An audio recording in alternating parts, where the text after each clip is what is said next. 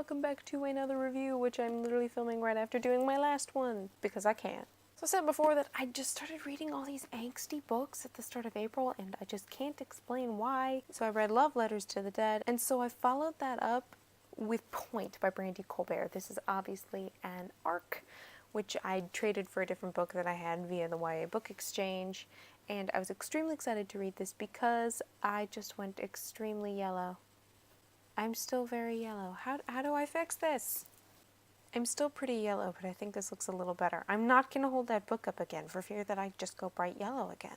Because I read Pointe by Brandy Colbert, and this is the story of Theo, which is short for Theodora, whom is a high school ballet dancer, and she, as we learn, has clearly been through some rough times. She has suffered with eating disorders, something which plagues a lot of dancers and gymnasts and figure skaters. I was all three, and so I know this world at least a little, and her best friend Donovan has come back. But there's a dark side to that. Donovan was kidnapped 4 years ago, and he's now returning after having been presumed dead for 4 years. So Theo's going through some serious emotions, but what makes it all the worse is when she sees the picture of whom kidnapped Donovan, she recognizes him. What follows is a rather intense tale of a girl coming to terms with her own demons and learning how to re-experience really the stages of grief and of loss and of mourning. Having just come off of Love Letters to the Dead, you'd think I'd be very ready to pick up another book with heavy topics and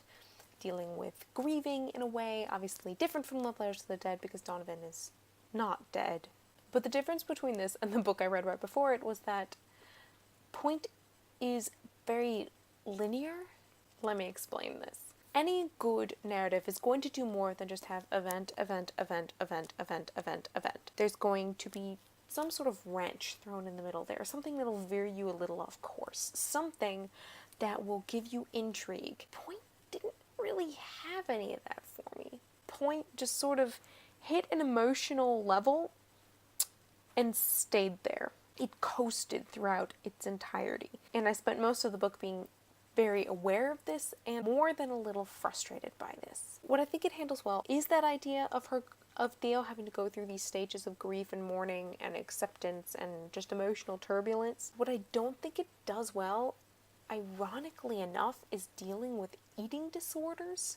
It was there, but I feel like it was just sort of thrown in because Theo was a dancer. As if to say all dancers have eating disorders. They don't.